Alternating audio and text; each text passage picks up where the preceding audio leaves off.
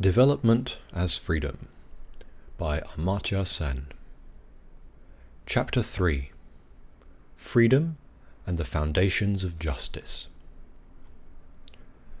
Let me begin with a parable.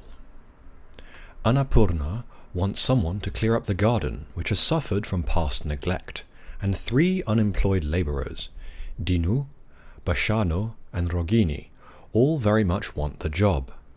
She can hire any one of them, but the work is indivisible and she cannot distribute it among the 3. Annapurna would get much the same work done for much the same payment from any of them, but being a reflective person, she wonders who would be the right person to employ. She gathers that while all of them are poor, Dinu is the poorest of the 3. Everyone agrees on that fact. This makes Annapurna rather inclined to hire him. What can be more important, she asks herself, than helping the poorest? However, she also gathers that Bishano has recently been impoverished and is psychologically most depressed about his predicament. Dinu and Rogini are, in contrast, experienced in being poor and are used to it. Everyone agrees that Bishano is the unhappiest of the 3, and would certainly gain more in happiness than the other 2. This makes Annapurna rather favourable to the idea of giving the job to Bishano. Surely, removing unhappiness has to be, she tells herself, the first priority. But Annapurna is also told that Rogini is debilitated from a chronic ailment, born stoically, and could also use the money to be earned to rid herself of that terrible disease. It is not denied that Rogini is less poor than the others, though certainly poor, and also not the unhappiest, since she bears her deprivation rather cheerfully, used, as she has been, to being deprived all her life, coming from a poor family and having been trained to reconcile herself to the general belief that, as a young woman, she must neither grumble nor entertain much ambition. Annapurna wonders whether, nevertheless, it might not be right to give the job to Rogini. It would make the biggest difference, she surmises, to the quality of life and freedom from illness. Annapurna wonders what she should really do. She recognizes that if she knew only the fact that Dinu is the poorest, and knew nothing else, she would have definitely opted for giving the work to Dinu. She also reflects that had she known only the fact that Bishano is the unhappiest, and would get the most pleasure from the opportunity and knew nothing else, she would have had excellent reasons to hire Bishano. And she can also see that if she was apprised only of the fact that Rogini's debilitating ailment could be cured with the money she would earn, and knew nothing else, she would have had a simple and definitive reason for giving the job to her. But she knows all 3 relevant facts, and has to choose among the 3 arguments, each of which has some pertinence. There are a number of interesting issues of practical reason in this simple example. But the point I want to emphasize here is that the differences in the principles involved relate to the particular information that is taken to be decisive. If all the 3 facts are known, the decision rests on which information is given the most weight. The principles thus can be best seen in terms of their respective informational bases. Dinu's income egalitarian case focuses on income poverty. Bishano's classical utilitarian case concentrates on the metric of pleasure and happiness. Rogini's quality of life case centers on the kinds of life the 3 respectively can lead.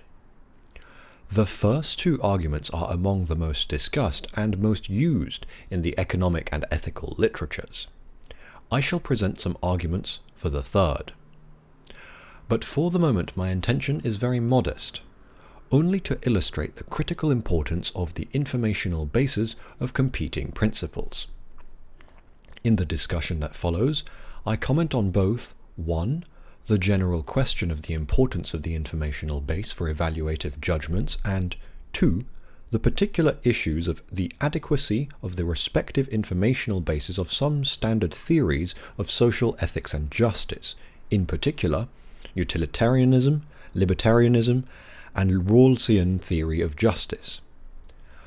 While there is clearly much to be learned from the way the informational issue is dealt with in these major approaches in political philosophy, it is also argued that each of the informational bases respectively used, explicitly or implicitly, by utilitarianism, libertarianism, and Rawlsian justice has serious flaws, if substantive individual freedoms are taken to be important.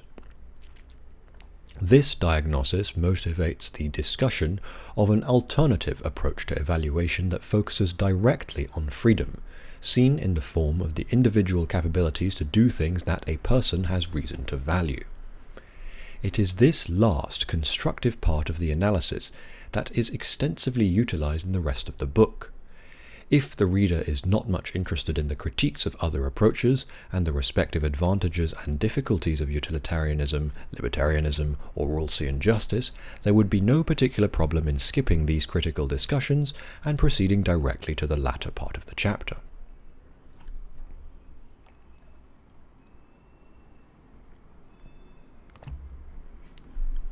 Included and excluded information.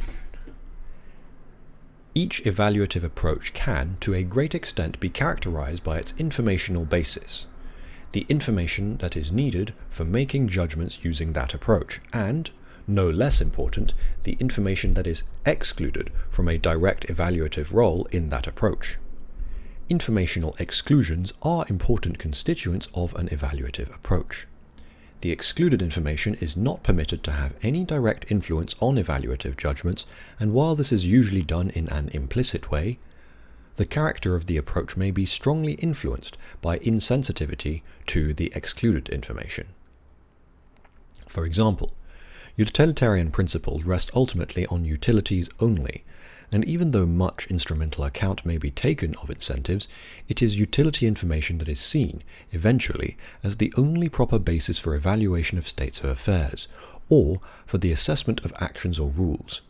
In utilitarianism's classical form, as developed particularly by Jeremy Bentham, utility is defined as pleasure or happiness or satisfaction, and everything thus turns on these mental achievements.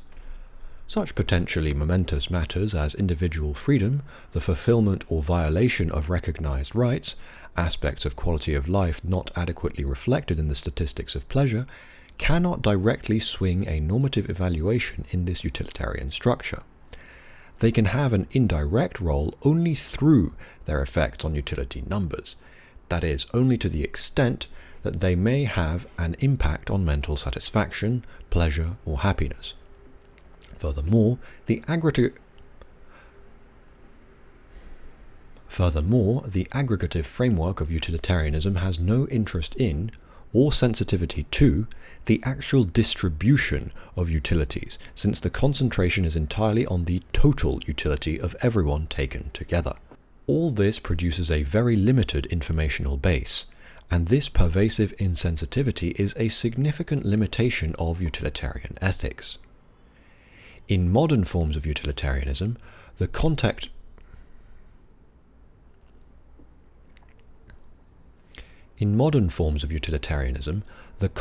of utility is often seen differently, not as pleasure, satisfaction, or happiness, but as the fulfillment of desire, or as some kind of representation of a person's choice behavior.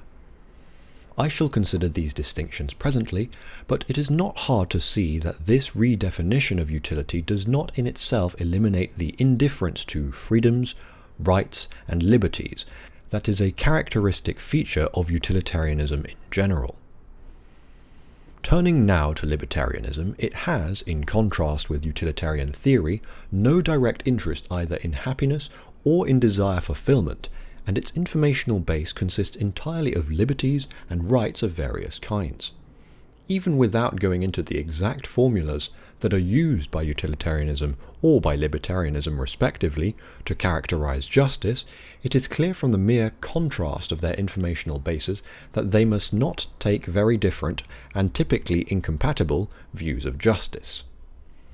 In fact, the real bite of a theory of justice can, to a great extent, be understood from its informational base. What information is, or is not, taken to be directly relevant. For example, classical utilitarianism tries to make use of the information of different persons' respective happiness or pleasures, seen in a comparative framework, whereas libertarianism demands compliance with certain rules of liberty and propriety, assessing the situation through information on this compliance. They go in different directions, largely driven by what information they respectively take as being central to judging the justice or acceptability of different social scenarios. The informational basis of normative theories in general, and of theories of justice in particular, is of decisive significance, and can be the crucial point of focus in many debates on practical policies, as will be seen in arguments to be taken up later. In the next few pages, the informational basis of some distinguished approaches to justice will be examined, beginning with utilitarianism. The merits and limitations of each approach can, to a great extent, be understood by examining the reach and limits of its informational base. On the basis of the problems encountered in the different approaches that are commonly used in the context of evaluation and policy making, an alternative approach to justice will be briefly outlined. It concentrates on the informational base of individual freedoms, not utilities, but incorporates sensitivity to consequences which, I would argue, is an appreciable asset of the utilitarian perspective. I shall examine this capability approach to justice more fully later on in the present chapter and in the next one. Utility as an informational base. The informational base of standard utilitarianism is the utility sum total in the states of affairs.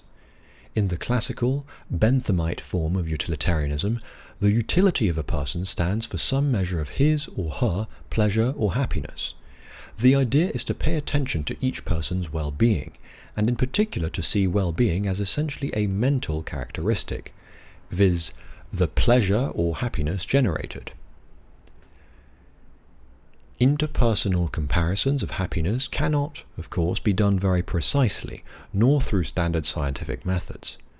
Nevertheless, most of us do not find it absurd or meaningless to identify some people as being decidedly less happy and more miserable than others.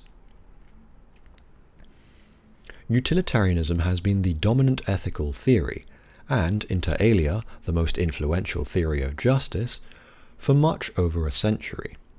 The traditional economics of welfare and of public policy was for a very long time dominated by this approach, initiated in its modern form by Jeremy Bentham and pursued by such economists as John Stuart Mill, William Stanley Jevons, Henry Sidgwick, Francis Edgeworth, Alfred Marshall, and A.C. Pigou. The requirements of utilitarian evaluation can be split into three distinct components. The first component is consequentialism, not a prepossessing word, and it stands for the claim that all choices of actions, rules, institutions, and so on must be judged by their consequences, that is, by the results they generate. This focus on the consequent state of affairs denies particularly the tendency of some normative theories to regard some principles to be right irrespective of their results. In fact, it goes further than demanding only consequent sensitivity, since it rules out that anything other than consequences can ultimately matter. How much of a restriction is imposed by consequentialism has to be judged further, but it is worth mentioning here that this must partially depend on what is or is not included in the list of consequences. For example, whether an action performed can be seen as one of the consequences of that action, which, in an obvious sense, it clearly is. The second component of utilitarianism is welfarism, which restricts the judgments of state of affairs to the utilities in the respective states, paying no direct attention to such things as the fulfillment or violation of rights, duties, and so on. When welfarism is combined with consequentialism, we get the requirement that every choice must be judged by the respective utilities it generates. For example, any action is judged by the consequent state of affairs, because of consequentialism, and the consequent state of affairs is judged by utilities in that state, because of welfarism. The third component is sum ranking, which requires that the utilities of different people be simply summed together, to get their aggregate merit without paying attention to the distribution of that total over the individuals. That is, the utility sum is to be maximized irrespective of the extent of inequality in the distribution of utilities.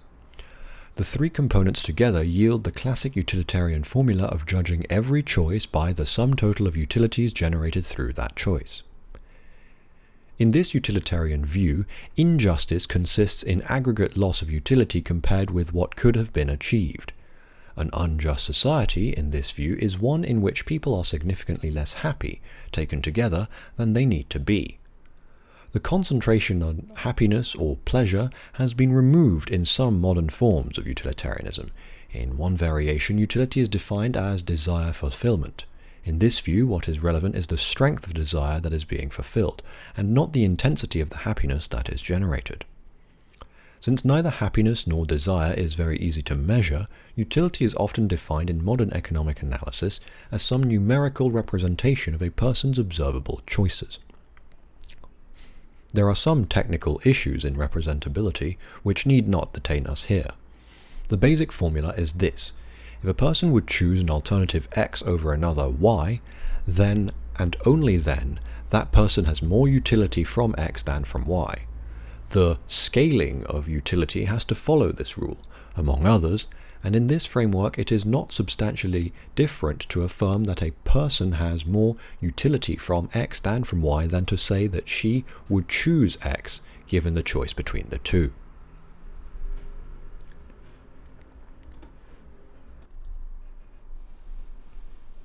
Merits of the utilitarian approach. The procedure of choice-based accounting has some general merits as well as demerits. In the context of utilitarian calculus, its major demerit is that it does not lead immediately to any way of making interpersonal comparisons, since it concentrates on each individual's choice seen separately. This is obviously inadequate for utilitarianism, since it cannot accommodate sum ranking, which does require interpersonal comparability. As a matter of fact, the choice-based view of utility has been used mainly in the context of approaches that invoke welfarism and consequentialism only. It is a kind of utility-based approach without being utilitarianism proper.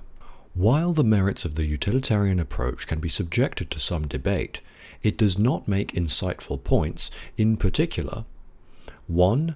The importance of taking account of the results of social arrangements in judging them.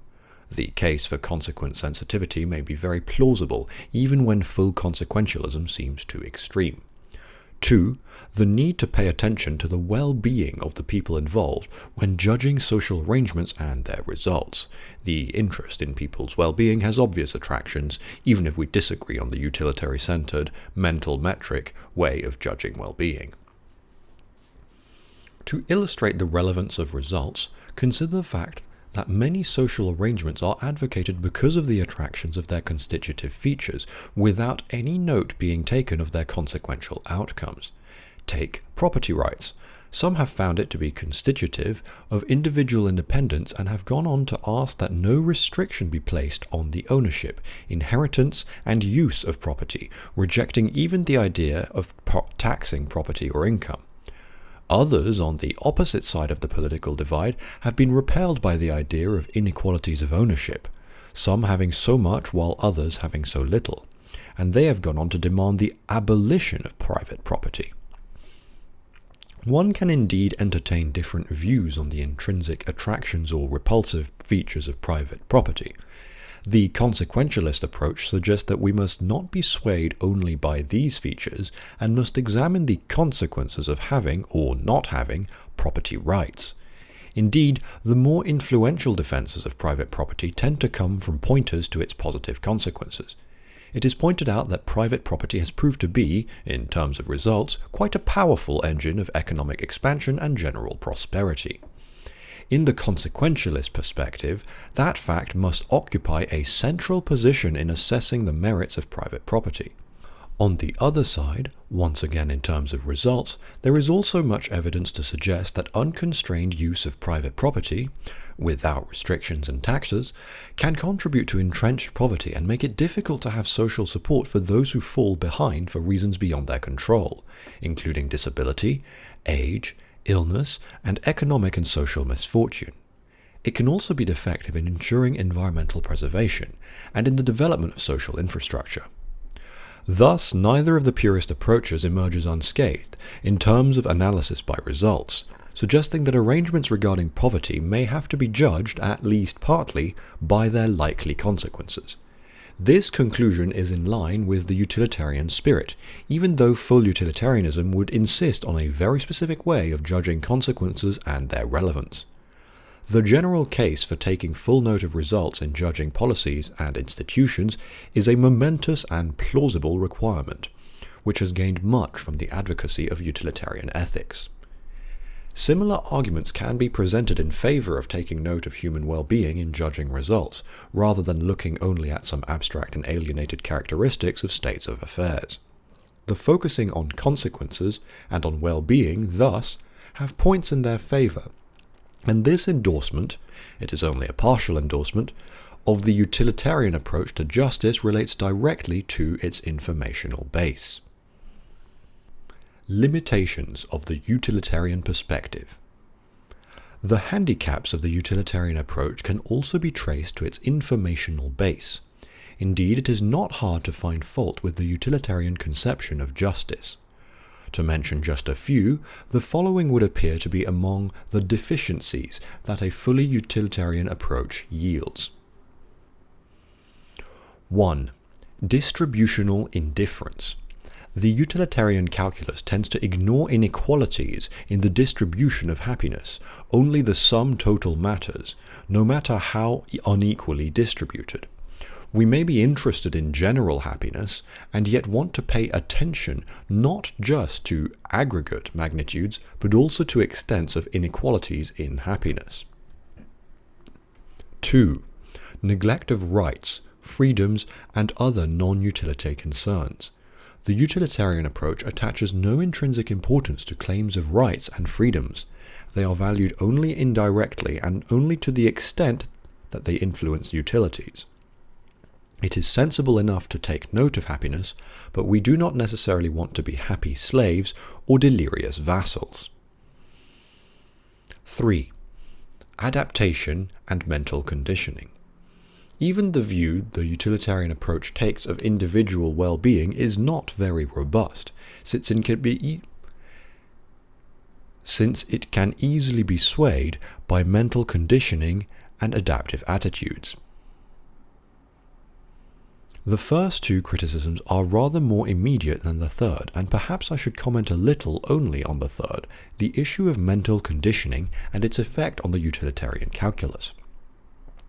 Concentrating exclusively on mental characteristics, such as pleasure, happiness, or desires, can be particularly restrictive when making interpersonal comparisons of well-being and deprivation. Our desires and pleasure-taking abilities adjust to circumstances, especially to make life bearable in adverse conditions. The utility calculus can be deeply unfair to those who are persistently deprived.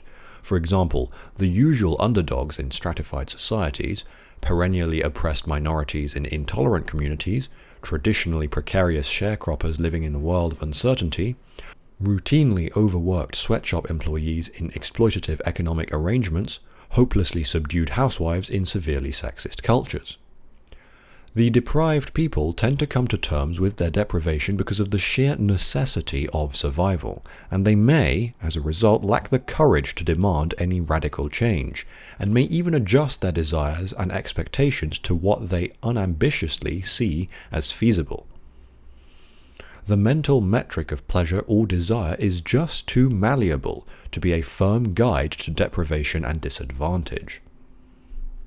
It is thus important not only to take note of the fact that in the scale of utilities the deprivation of the persistently deprived may look muffled and muted, but also to favor the creation of conditions in which people have real opportunities of judging the kinds of lives that they would like to lead. Social and economic factors such as basic education, elementary healthcare, and secure employment are important not only on their own, but also for the role they can play in giving people the opportunity to approach the world with courage and freedom. These considerations require a broader informational base, focusing particularly on people's capability to choose the lives they have reason to value. John Rawls and the priority of liberty. I turn now to the most influential, and in many ways the most important, of contemporary theories of justice, that of John Rawls. His theory has many components, but I start with a particular requirement that John Rawls has called the priority of liberty. Rawls' own formulation of this priority is comparatively moderate, but that priority takes a particularly sharp form in modern libertarian theory, which in some formulations, for example in the elegantly uncompromising construction presented by Robert Nozick, puts extensive classes of rights, varying from personal liberties to property rights, as having nearly complete political precedence over the pursuit of social goals, including the removal of deprivation and destitution.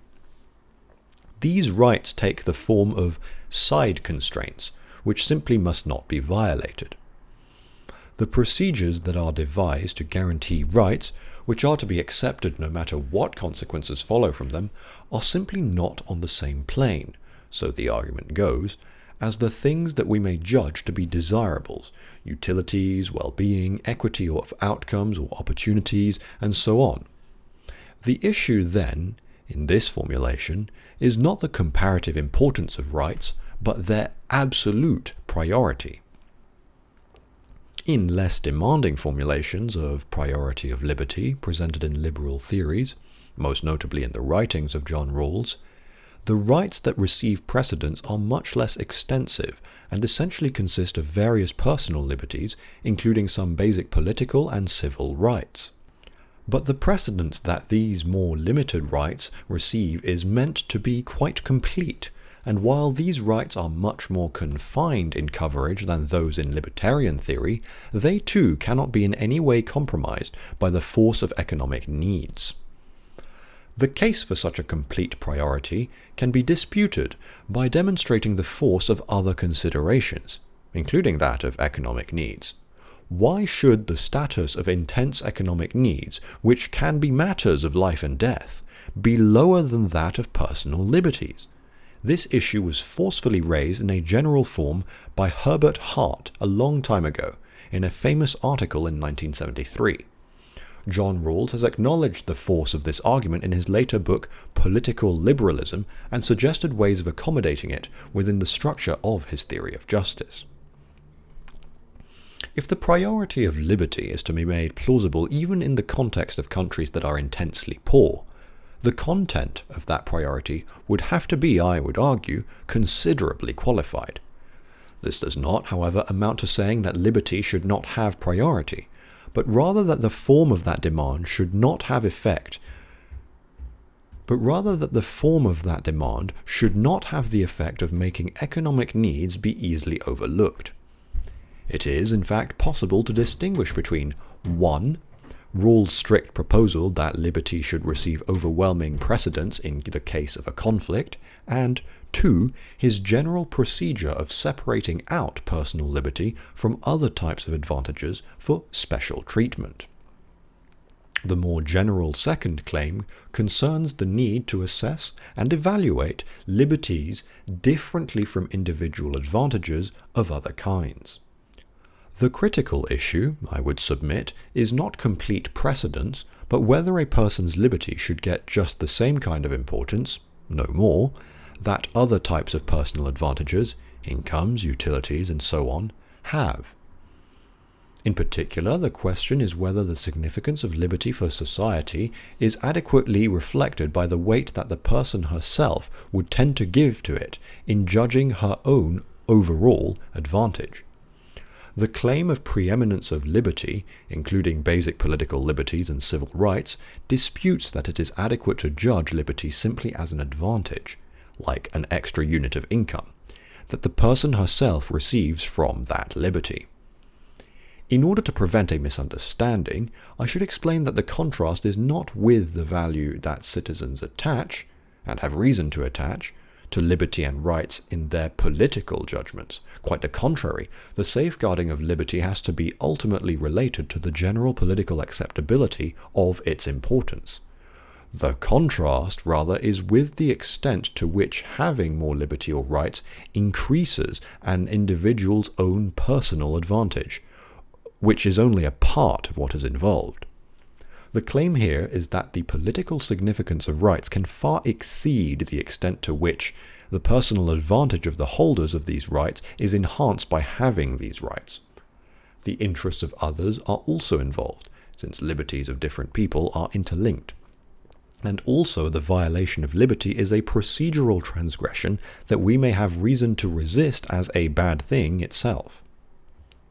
There is thus an asymmetry with other sources of individual advantage, for example incomes, which would be valued largely on the basis of how much they contribute to the respective personal advantages.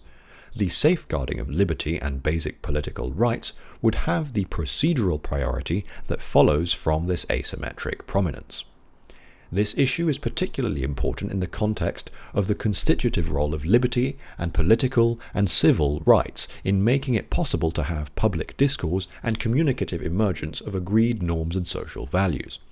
I shall examine this difficult issue more fully in chapters 6 and 10. Robert Nozick and Libertarianism. I return now to the issue of complete priority of rights, including property rights, in the more demanding versions of libertarian theory.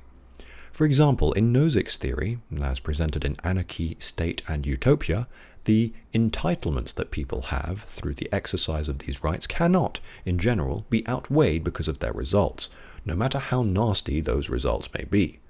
A very exceptional exemption is given by Nozick to what he calls catastrophic moral horrors, but this exemption is not very well integrated with the rest of Nozick's approach, nor is this exemption matched with a proper justification. It remains quite ad hoc. The uncompromising priority of libertarian rights can be particularly problematic since the actual consequences of the operation of these entitlements can, quite possibly, include rather terrible results. It can, in particular, lead to the violation of the substantive freedom of individuals to achieve those things to which they have reason to attach great importance, including escaping avoidable mortality, being well nourished and healthy, being able to read, write, and count, and so on. The importance of these freedoms cannot be ignored on grounds of the priority of liberty. For example, as is shown in my Poverty and Famines, even gigantic famines can result without anyone's libertarian rights, including property rights, being violated.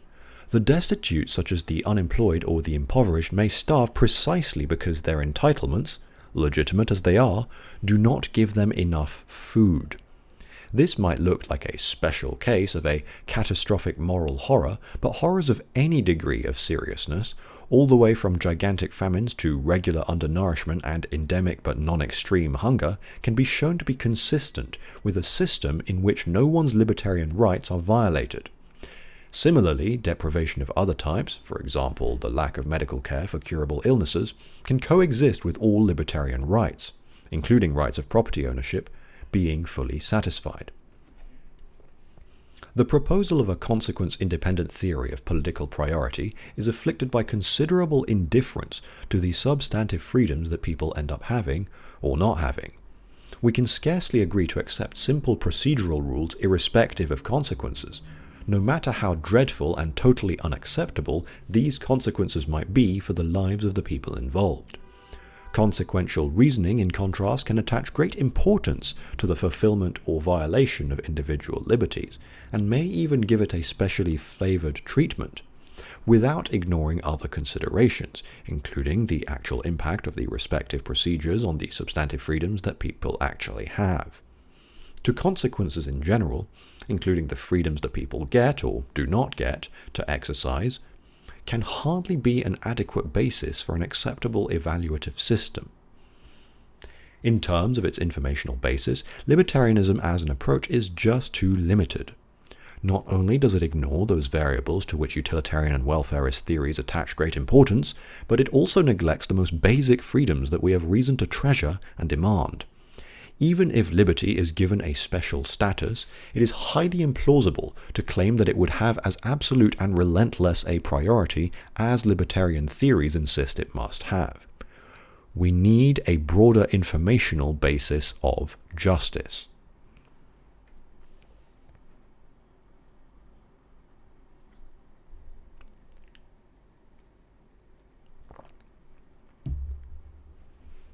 Utility, real income, and interpersonal comparisons. In traditional utilitarian ethics, utility is defined simply as happiness or pleasure, and sometimes as the fulfillment of desires.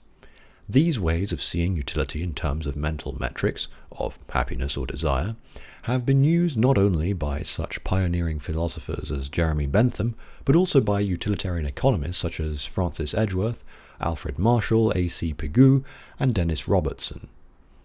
As was discussed earlier in this chapter, this mental metric is subject to distortions brought about by psychological adjustment to persistent deprivation.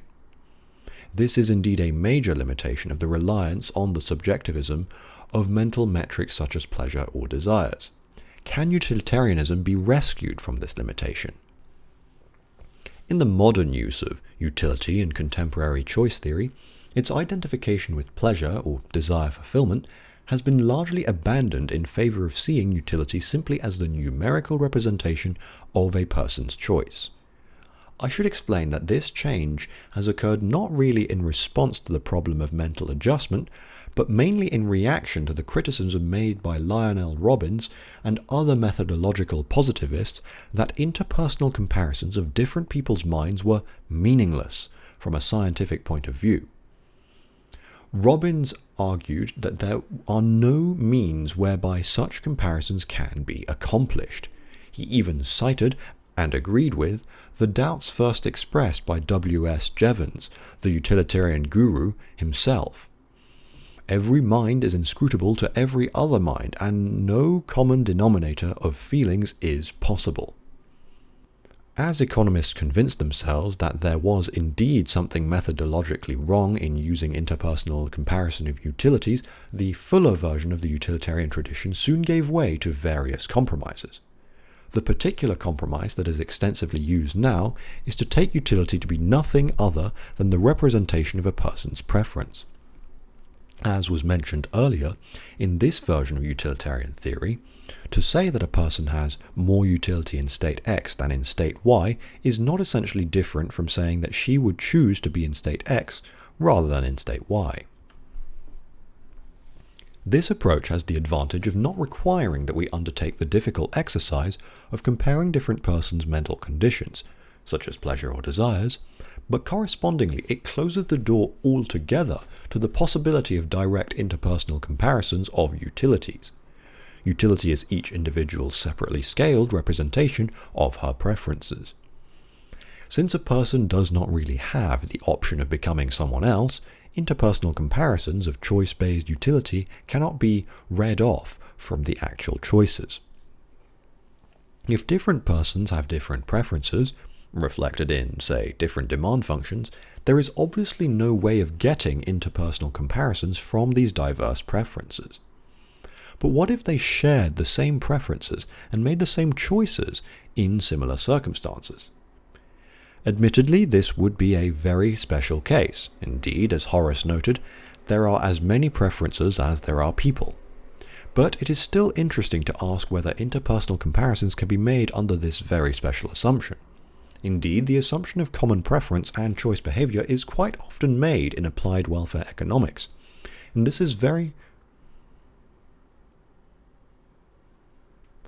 is frequently used to justify the assumption that everyone has the same utility function.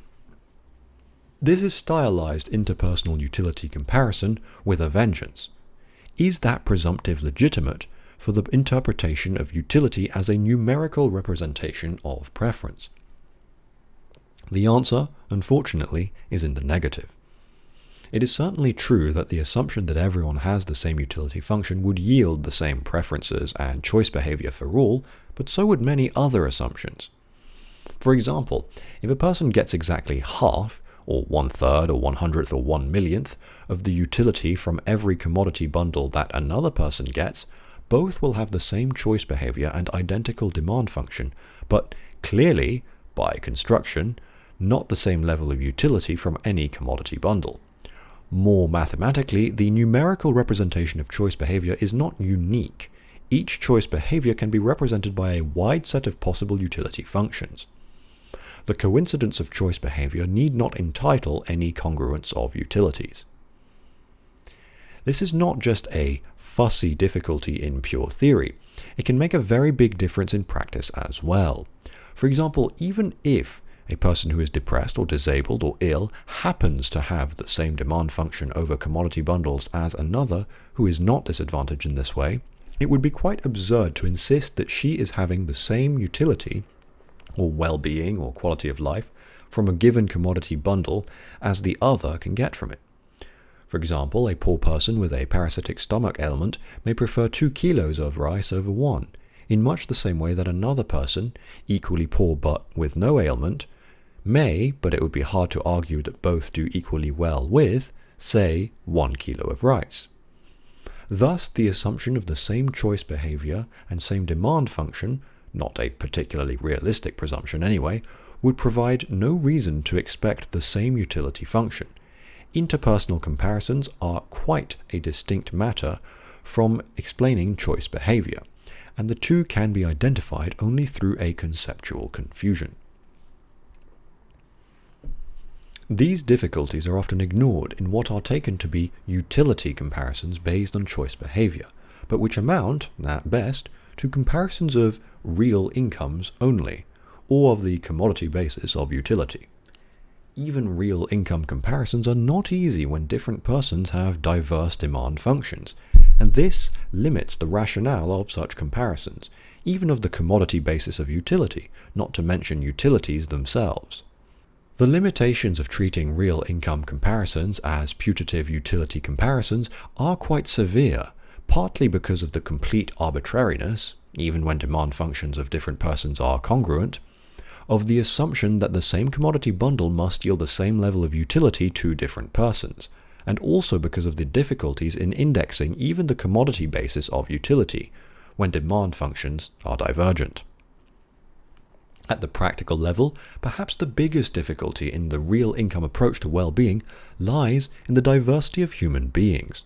Differences in age, gender, special talents, disability, proneness to illness, and so on can make two different persons have quite divergent opportunities of quality of life, even when they share exactly the same commodity bundle.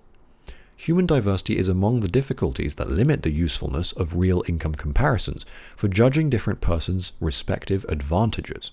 The different difficulties are briefly considered in the next section, before I proceed to consider an alternative approach to interpersonal comparison of advantages.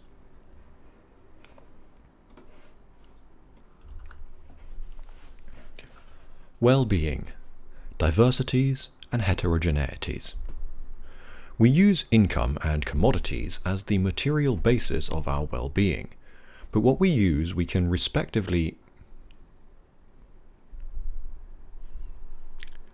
But what use we can respectively make of a given bundle of commodities, or more generally of a given level of income, depends crucially on a number of contingent circumstances, both personal and social. It is easy to identify at least 5 distinct sources of variation between our real incomes and the advantages, the well-being and freedom, we get out of them. Number 1. Personal heterogeneities. People have disparate physical characteristics connected with disability, illness, age, or gender, and these make their needs diverse. For example, an ill person may need more income to fight her illness, income that a person without such an illness would not need, and even with medical treatment, the ill person may not enjoy the same quality of life that a given level of income would yield for the other person.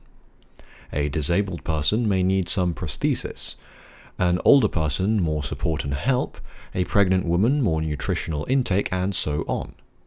The compensation needed for disadvantages will vary, and furthermore, some disadvantages may not be fully correctable even with income transfer. 2. Environmental diversities. Variations in environmental conditions such as climatic circumstances, temperature ranges, rainfall, flooding, and so on, can influence what a person gets out of a given level of income. Heating and clothing requirements of the poor in colder climates cause problems that may not be shared by equally poor people in warmer lands. The presence of infectious disease in a region, from malaria and cholera to AIDS, alters the quality of life that inhabitants of that region may enjoy. So do pollution and other environmental handicaps. 3. Variations in social climate. The conversion of personal incomes and resources into the quality of life is influenced also by social conditions, including public educational arrangements and the prevalence or absence of crime and violence in the particular location. Issues of epidemiology and pollution are both environmental and socially influenced. Aside from public facilities, the nature of community relationships can be very important, as the recent literature on social capital has tended to emphasize.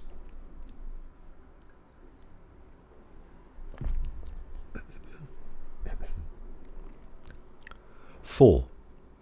Differences in relational perspectives. The commodity requirements of established patterns of behavior may vary between communities, depending on conventions and customs. For example, being relatively poor in a rich community can present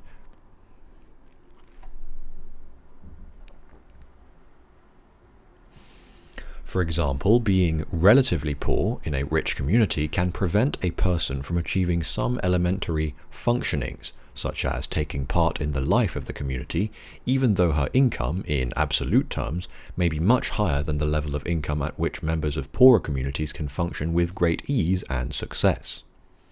For example, to be able to appear in public without shame may require higher standards of clothing and other visible consumption in a richer society than in a poorer one, as Adam Smith noted more than 2 centuries ago. The same parametric variability may apply to the personal resources needed for the fulfillment of self-respect. This is primarily an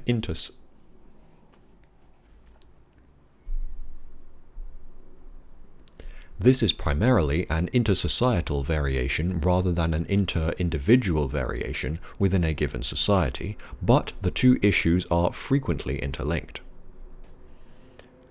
5. Distribution within the family.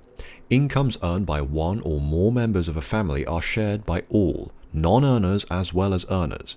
The family is thus the basic unit for consideration of incomes from the standpoint of their use.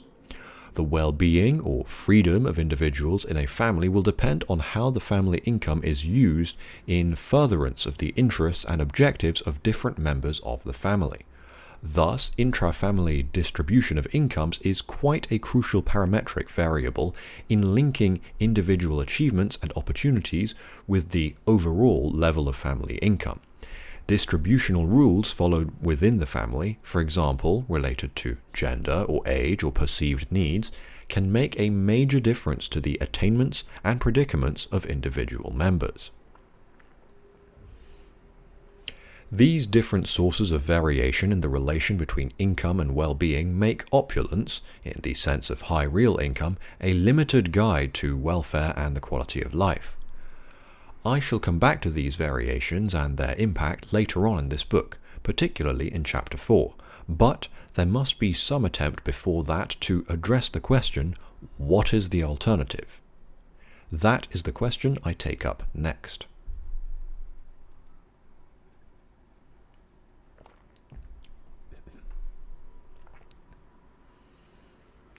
Incomes, resources, and freedoms. The view that poverty is simply shortage of income is fairly well established in the literature on the subject.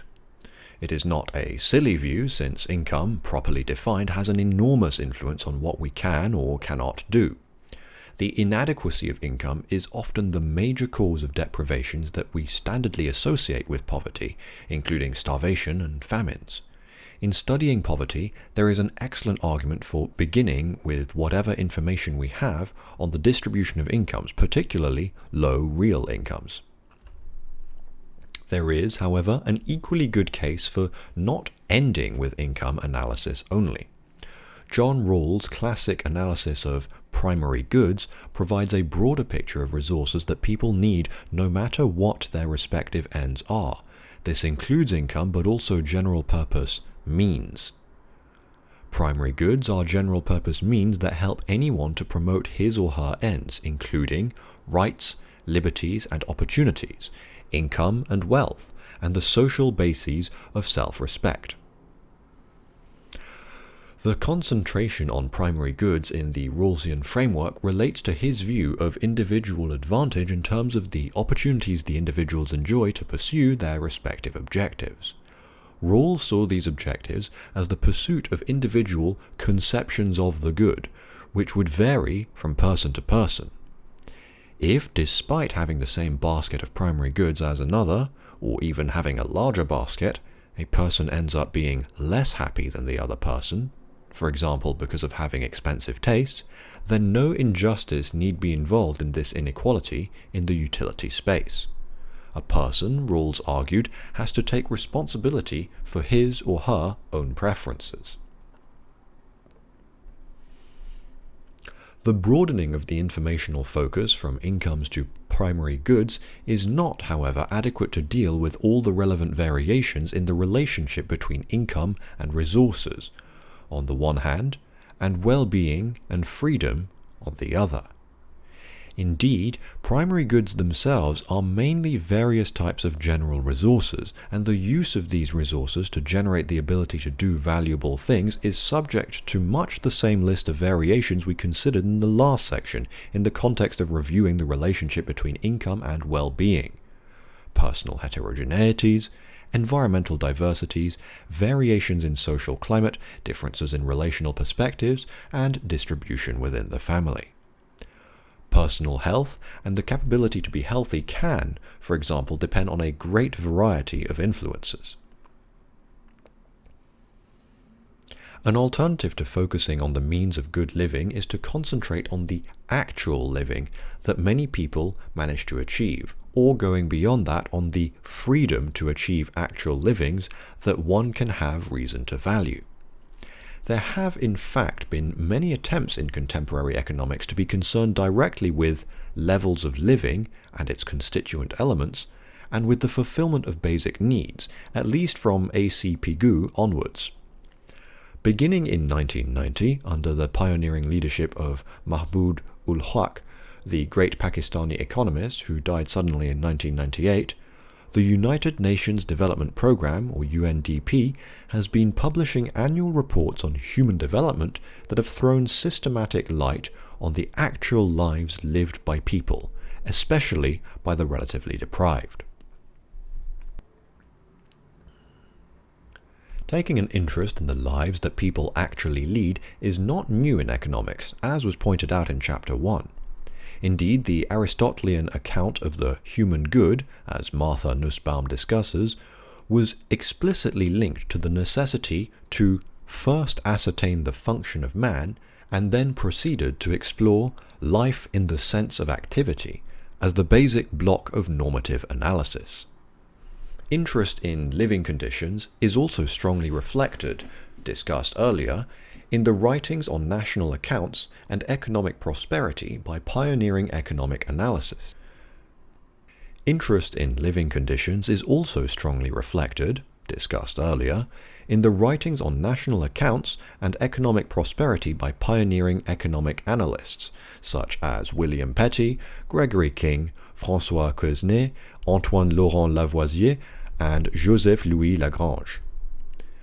It is also an approach that much engaged Adam Smith. As mentioned earlier, he was concerned with such capability to function as the ability to appear in public without shame, rather than only with real income or the commodity bundle possessed. What counts as necessity in a society is to be determined in Smithian analysis, but its need to generate some minimally required freedoms, such as the ability to appear in public without shame or to take part in the life of the community. Adam Smith puts the issue thus: by necessities I understand not only the commodities which are indispensably necessary for the support of life, but whatever the customs of the country renders it indecent for creditable people, even the lowest order, to be without. A linen shirt, for example, is, strictly speaking, not a necessary of life. The Greeks and Romans lived, I suppose, very comfortably, though they had no linen.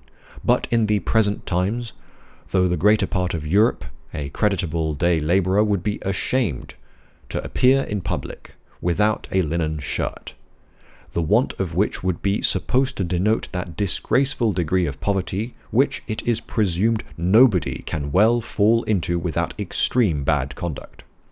Custom, in the same manner, has rendered leather shoes a necessary of life in England. The poorest creditable person of either sex would be ashamed to appear in public without them. In the same way, a family in contemporary America or Western Europe may find it hard to take part in the life of the community without possessing some specific commodities, such as a telephone, a television, or an automobile, that are not necessary for community life in poorer societies. The focus has to be in this analysis on the freedoms generated by commodities, rather than on the commodities seen on their own.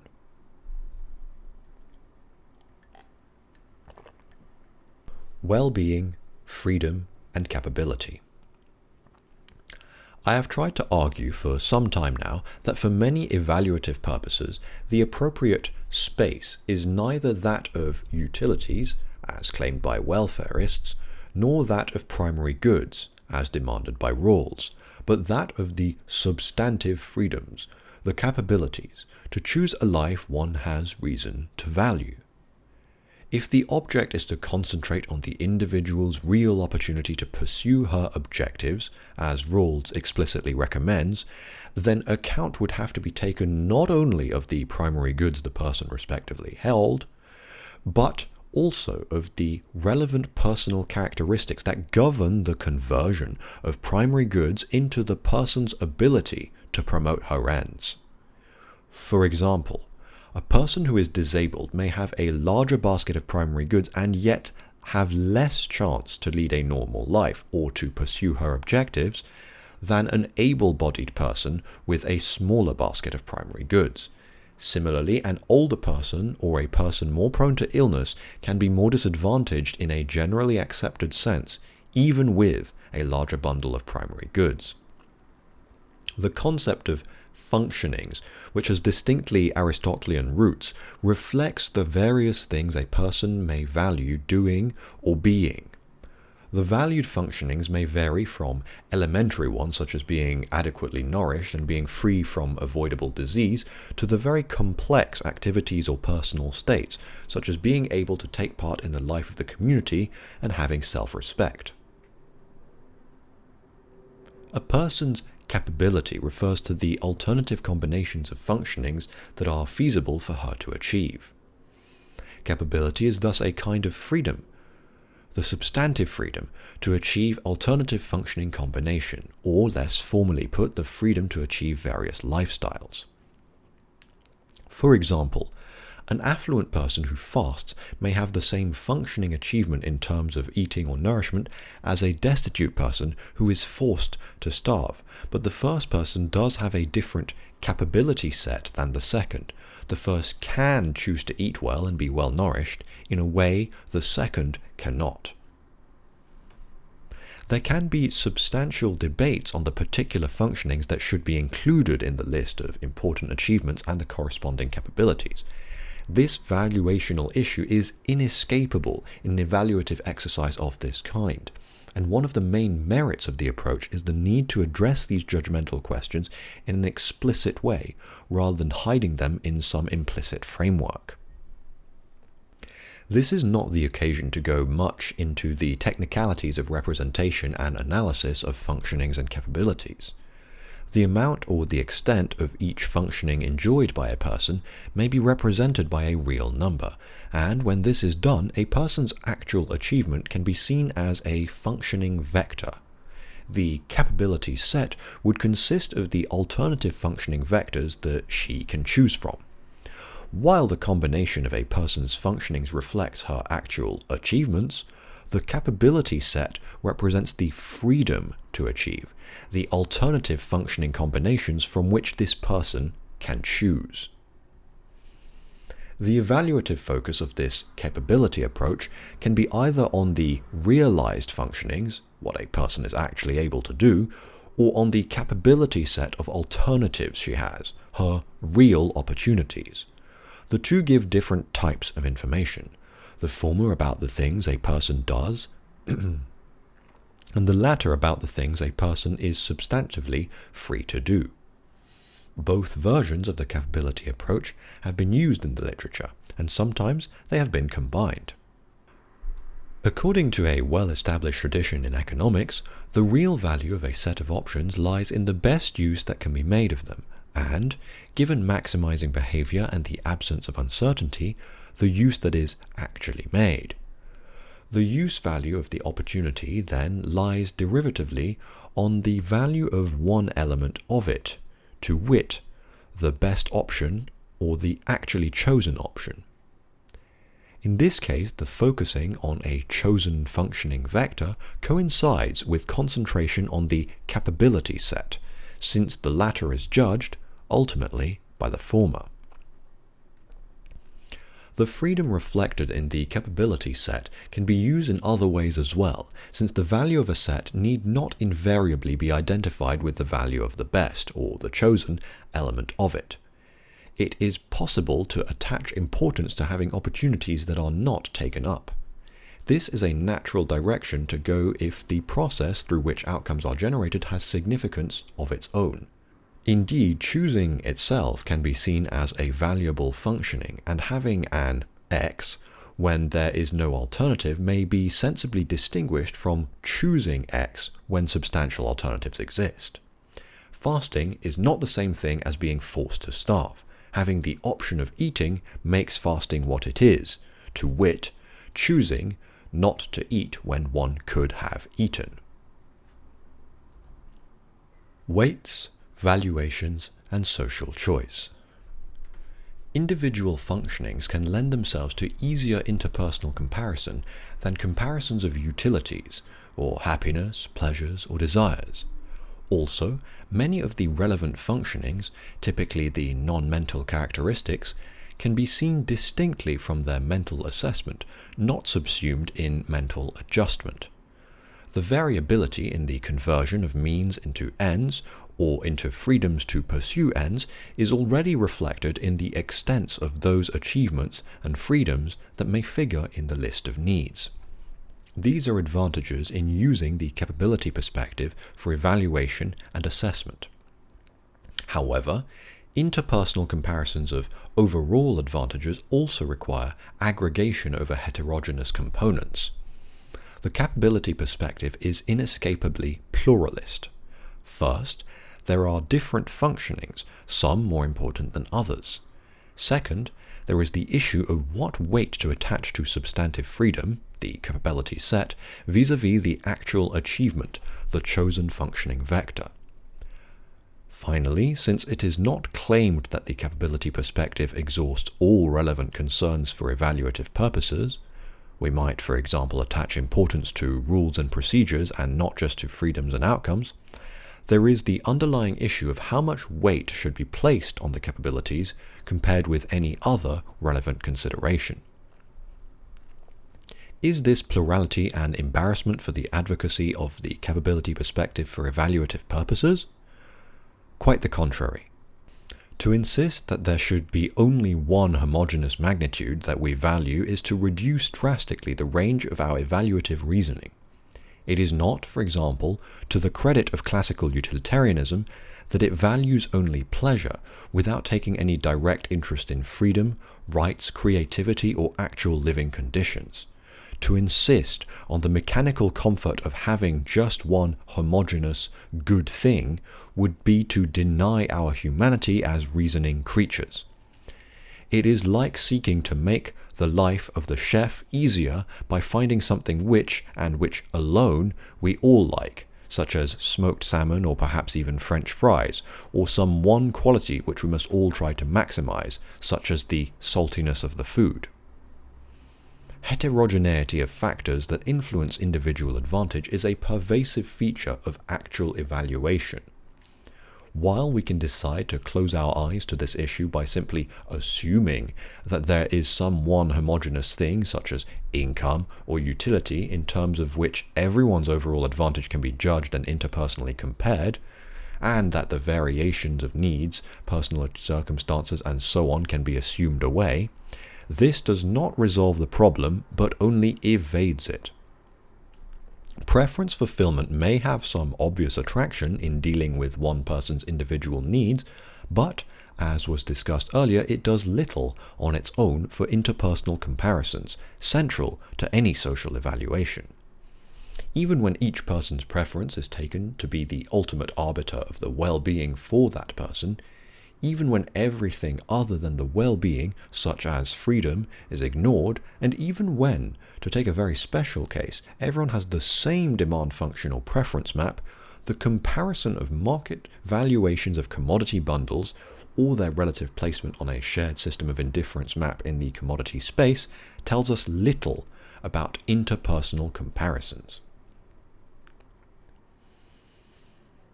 In evaluative traditions involving fuller specification, considerable heterogeneity is explicitly admitted.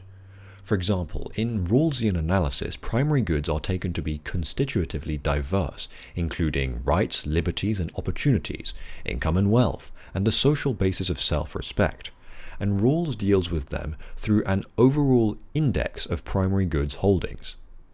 While a similar exercise of judging over a space with heterogeneity is involved both in the Rawlsian approach and in the use of functionings, the former is informationally poorer, for reasons discussed already, because of the parametric variation of resources and primary goods vis-à-vis the opportunity to achieve high quality of living.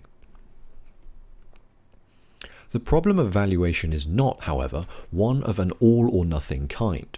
Some judgments, with incomplete reach, follow immediately from the specification of a focal space. When some functionings are selected as significant, such a focal space is specified, and the relation of dominance itself leads to a partial ordering over the alternative states of affairs.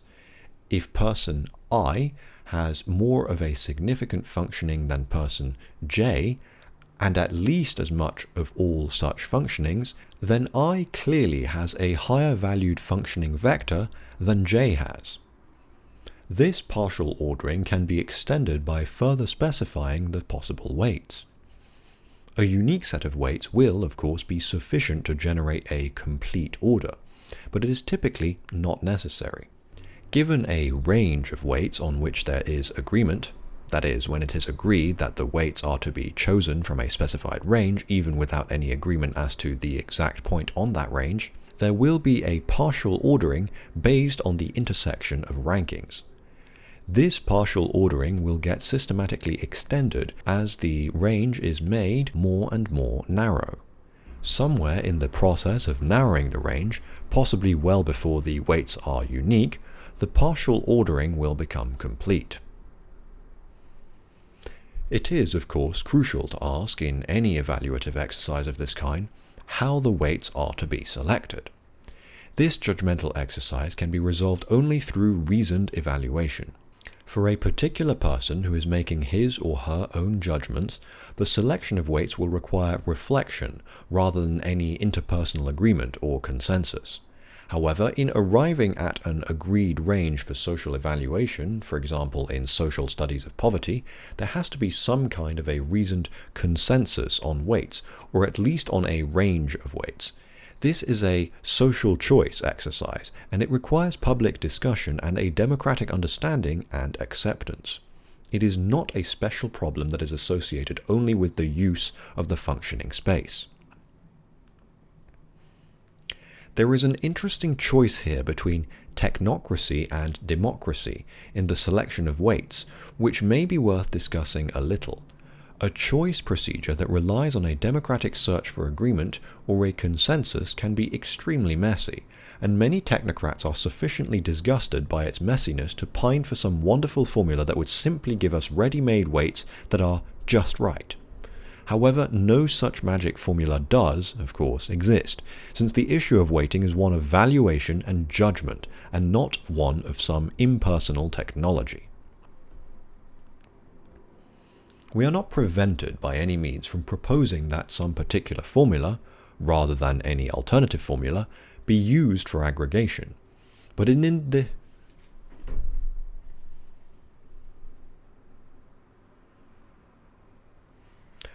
this inescapably social choice exercise, its status must depend on its acceptability to others. There is, nevertheless, a hankering after some obviously correct formula to which reasonable people cannot object. A good example comes from T.N. Srinivasan's forceful critique of the capability approach and its partial use in the UNDP's Human Development Reports, where he worries about the varying importance of different capabilities, and proposes the rejection of this approach in favor of the advantage of the real income framework, which includes an operational metric for weighting commodities, the metric of exchange value. How convincing is this critique? There is certainly some metric in market valuation, but what does it tell us? As was already discussed, the operational metric of exchange value does not give us interpersonal comparisons of utility levels, since such comparisons cannot be deduced from choice behavior. There has been some confusion on this subject because of misreading the tradition of consumption theory, sensible within its context, of taking utility to be simply the numerical representation of a given person's choice. That is a useful way to define utility for the analysis of consumption behavior of each person taken separately, but it does not on its own offer any procedure whatsoever for substantive interpersonal comparison. Paul Samuelson's elementary point that it was not necessary to make interpersonal comparisons of utility in describing exchange is the other side of the same coin. Nothing about interpersonal comparison of utility is learned from observing the metric of exchange value. As noted earlier, this difficulty is present even when everyone has had the same demand function. It is intensified when the individual demand functions differ, in which case even comparisons of the commodity basis of utility are problematic. There is nothing in the methodology of demand analysis, including the theory of revealed preference, that permits any reading of interpersonal comparisons of utilities or welfares from observed choices of commodity holdings, and thus from real income comparisons. In fact, given interpersonal diversity related to such factors as age, gender, inborn talents, disabilities, and illness, the commodity holdings can actually tell us rather little about the nature of the lives that the respective people can lead. Real incomes can, thus, be rather poor indicators of important components of well-being and quality of life that people have reason to value. More generally, the need for evaluative judgments is inescapable in comparing individual well-being or quality of life. Furthermore, anyone who values public scrutiny must be under some obligation to make clear that a judgment is being made in using real incomes for this purpose, and that the weights implicitly used must be subjected to evaluative scrutiny. In this context, the fact that market price-based evaluation of utility from commodity bundles gives the misleading impression, at least to some, that an already available operational metric has been pre-selected for evaluative use is a limitation rather than an asset. If informed scrutiny by the public is central to any such social evaluation, as I believe is the case, the implicit values have to be made more explicit, rather than being shielded from scrutiny on the spurious ground that they are part of an already available metric that the society can immediately use without further ado. Since the preference for market price-based evaluation is quite strong among many economists, it is also important to point out that all variables other than commodity holdings, important matters such as mortality, morbidity, education, liberties, and recognized rights, get, implicitly, a zero direct weight in evaluations based exclusively on the real income approach. They can get some indirect weight only if, and only to the extent that, they enlarge real incomes and commodity holdings. The confounding of welfare comparison with real income comparison exacts a heavy price. There is thus a strong methodological case for emphasizing the need to assign explicitly evaluative weights to different components of quality of life or of well-being, and then to place the chosen weights for open public discussion and critical scrutiny. In any choice of criteria for evaluative purposes, there would not only be use of value judgments, but also, quite often, use of some judgments on which full agreement would not exist. This is inescapable in a social choice exercise of this kind. The real issue is whether we can use some criteria that would have greater public support for evaluative purposes than the crude indicators often recommended on allegedly technological grounds such as real income measures.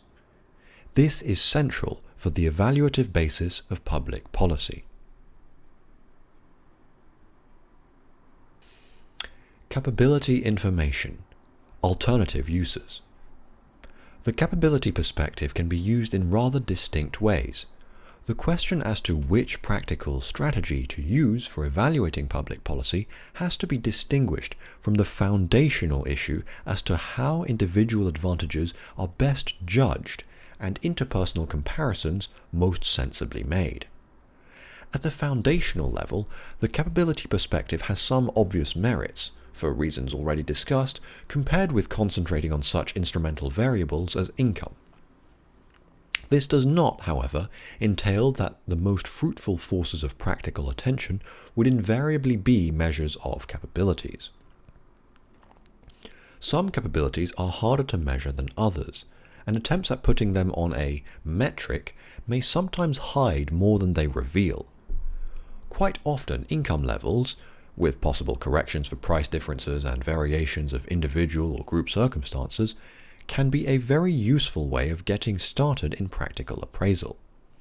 The need for pragmatism is quite strong in using the motivation underlying the capability perspective for the use of available data for practical evaluation and policy analysis. 3 alternative practical approaches may be considered in giving practical shape to the foundational concern. 1. The direct approach. This general approach takes the form of directly examining what can be said about respective advantages by examining and comparing vectors of functionings or capabilities. In many ways, this is the most immediate and full-blooded way of going about incorporating capability considerations in evaluation. It can, however, be used in different forms. The variants include the following: 1.1. Total comparison, involving the ranking of all such vectors vis-à-vis each other in terms of poverty or inequality or whatever the subject matter is. 1.2. Partial ranking, involving the ranking of some vectors vis-à-vis others but not demanding completeness of the evaluative ranking. And 1.3. Distinguished capability comparison, involving the comparison of some particular capability chosen as the focus without looking for completeness of coverage. Obviously, a total comparison is the most ambitious of the 3, often much too ambitious. We can go in that direction, maybe quite far, by not insisting on a complete ranking of all the alternatives. Examples of distinguished capability comparison can be seen in the concentrated attention being paid to some particular capability variable, such as employment, or longevity, or literacy, or nutrition. It is possible, of course, to go from a set of separate comparisons of distinguished capabilities to an aggregated ranking of the sets of capabilities. This is where the crucial role of weights would come in, bridging the gap between distinguished capability comparisons and partial rankings, or even total comparisons. But it is important to emphasize that despite the incompleteness coverage that distinguished capability comparisons provide, such comparisons can be quite illuminating, even on their own, in evaluative exercises. There will be an opportunity to illustrate this issue in the next chapter. 2. The supplementary approach. A second approach is relatively non-radical. It involves continued use of traditional procedures of interpersonal comparisons in income spaces, but supplements them by capability considerations, often in rather informal ways. For practical purposes, some broadening of the informational base can be achieved through this route.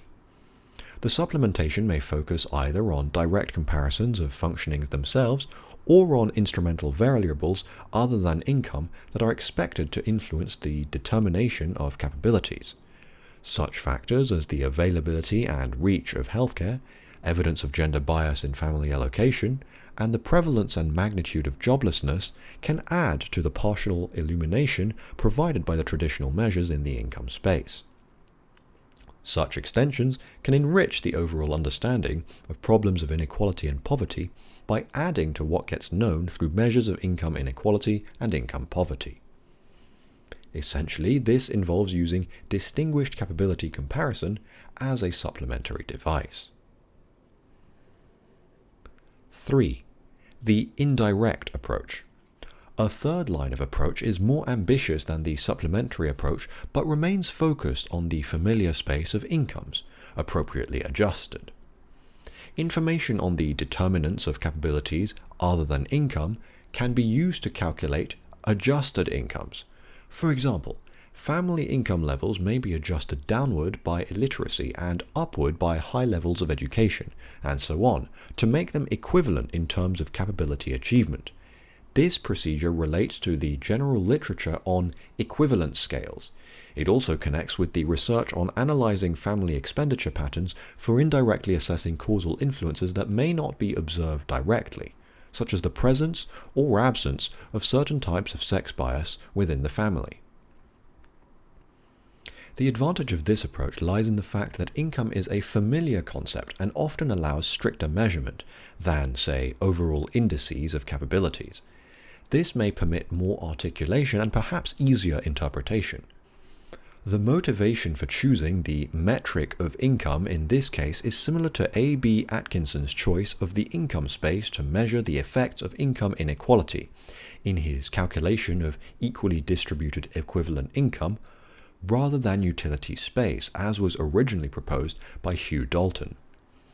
Inequality can be seen in Dalton's approach in terms of utility loss from disparity, and the shift that Atkinson brought in involved assessing the loss from inequality in terms of equivalent income. The metric issue is not negligible, and the indirect approach does have some advantages.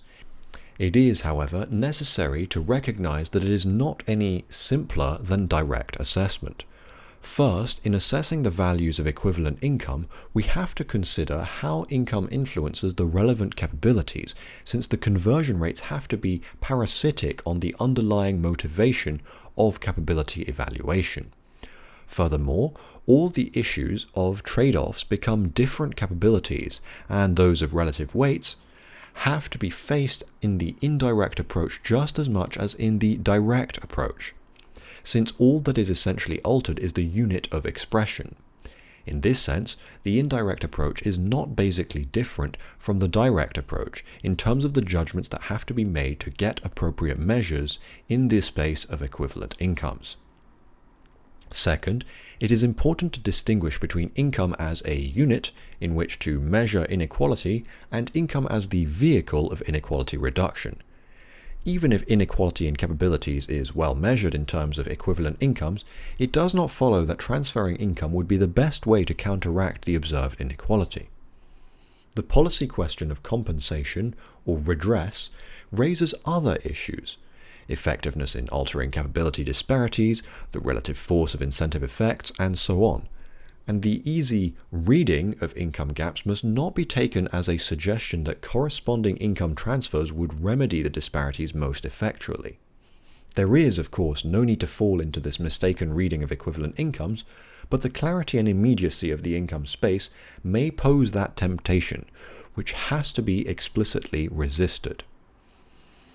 Third, even though the income space has greater measurability and articulation, the actual magnitudes can be very misleading in terms of the values involved. Consider, for example, the possibility that as the level of income is reduced and a person starts to starve, there may be a sharp drop at some point in the person's chances of survival. Even though the distance in the space of incomes between two alternative values may be rather little, measured entirely in terms of income, if the consequence of such a shift is a dramatic change in the chances of survival, then the impact of that small income change can be very large in the space of what really matters, in this case, the capability to survive. It may thus be deceptive to think of the difference as being really little, because the income difference is small. Indeed, since income remains only instrumentally important, we cannot know how significant the income gaps are without actually considering the consequences of the income gaps in the space that is ultimately important.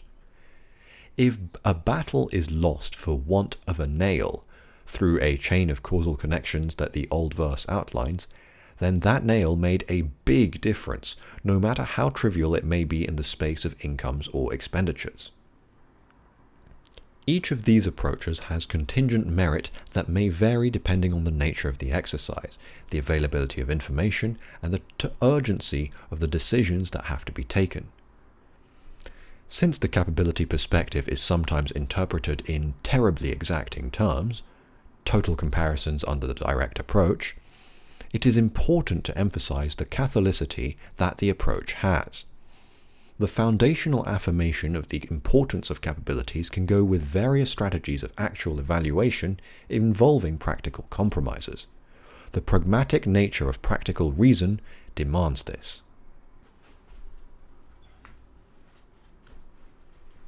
Concluding remarks. Euclid is supposed to have told Ptolemy, "There is no royal road to geometry." It is not clear that there is any royal road to evaluation of economic or social policies either. A variety of considerations that call for attention are involved, and evaluations have to be done with sensitivity to these concerns. Much of the debate on the alternative approaches to evaluation relates to the priorities in deciding on what should be at the core of our normative concern. It has been argued here that the priorities that are accepted, often implicitly, in the different approaches to ethics, welfare economics, and political philosophy can be brought out and analyzed through identifying the information on which the evaluative judgments rely in the respective approaches. This chapter was concerned particularly with showing how these informational bases work, and how the different ethical and evaluative systems use quite different informational bases. From that general issue, the analysis presented in this chapter moved to specific evaluative approaches, in particular utilitarianism, libertarianism, and Rawlsian justice. In line with the view that there are indeed no royal roads to evaluation, it emerged that there are distinct merits in each of these well-established strategies, but that each also suffers from significant limitations. The constructive part of this chapter proceeded to examine the implications of focusing directly on the substantive freedoms of the individuals involved, and identified a general approach that concentrates on the capabilities of people to do things, and the freedom to lead lives that they have reason to value. I have discussed this approach elsewhere as well, as have others, and its advantages and limitations are also reasonably clear. It does appear that not only is this approach able to take direct note of the importance of freedom, it can also pay substantial attention to the underlying motivations that contribute to the relevance of the other approaches. In particular, the freedom-based perspective can take note of, inter alia, utilitarianism's interest in human well-being, libertarianism's involvement with the processes of choice, and the freedom to act and Rawlsian theories focus on the individual liberty and on the resources needed for substantive freedoms. In this sense, the capability approach has a breadth and sensitivity that give it a very extensive reach, allowing evaluative attention to be paid to a variety of important concerns, some of which are ignored one way or another in the alternative approaches. This extensive reach is possible because the freedoms of persons can be judged through explicit reference to outcomes and processes that they have reason to value and seek.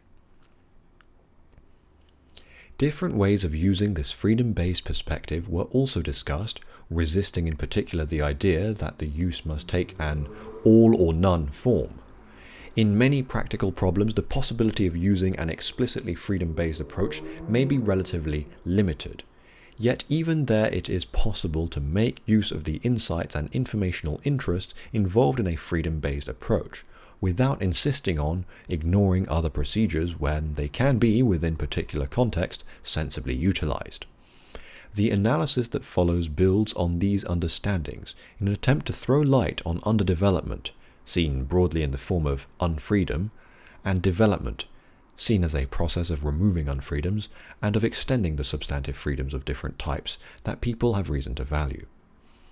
A general approach can be used in many different ways, depending on the context and on the information that is available.